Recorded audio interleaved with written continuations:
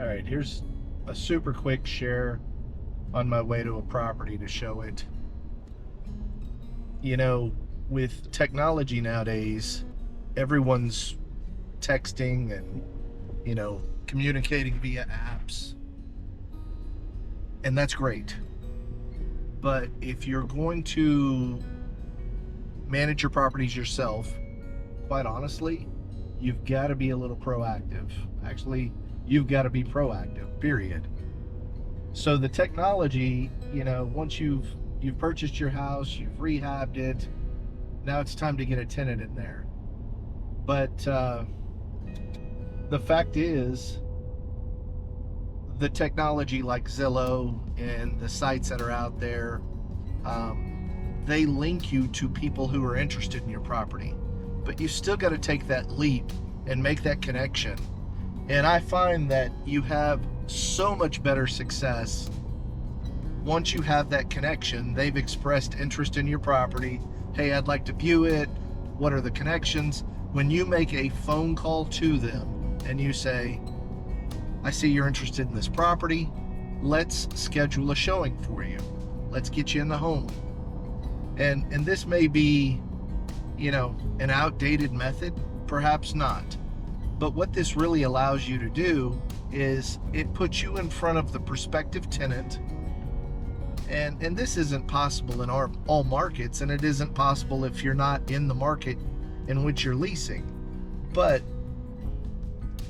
the situation I'm in, our properties are all within our area, and it's just, a short drive to them where I can get out, and it gives me the opportunity to get in front of the potential tenant and say, in my head, do a little bit of screening. Is this the type of person that I want in our houses? Is this the type of person that pays their rent? Is this the type of person? And now I know that's entirely judging a book by its cover, and you can't do all of that, but there are clues. They let you know very often when there's problems. And I also tell them we're not in the application business. We're in the home business. And what I mean by that is we don't just want everybody to apply and send in an application and make money on applications. That's not what we're doing. We want someone to apply that is a good fit for our home. And with that said, you tell them, hey, if this is what you're interested in and you're committed to this, then put in your application. That way you're not processing, 30 applications per house. You're in front of the person, you want them to apply, you don't want them to apply. You've got additional information that you would not get just by communicating through Zillow. So you've got to take the human element. You've got to be involved with your property. And for some of you, that's not a good fit. You absolutely don't want to do that. And then that's where a professional property manager would make more sense for you.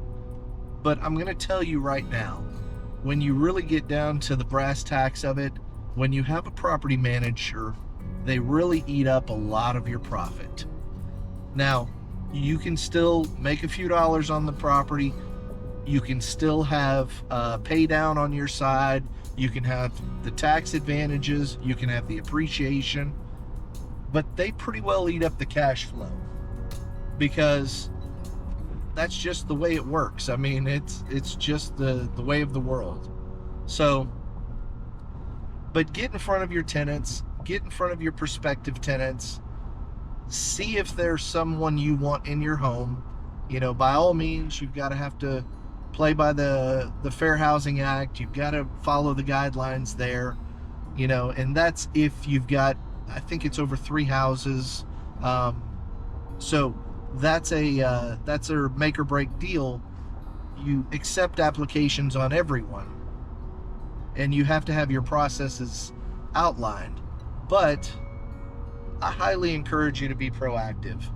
If you don't communicate on voice and you talk to them and you tell them about your home and you make an appointment with a short window to see the home, very often they're going to be a no-show. And that's just the way of the world. So I hope this is helpful. Perhaps it's not. Perhaps this breaks all of your rules. That's fine. But I think you'll find that there's something useful in there. Thanks for listening. Have a great day.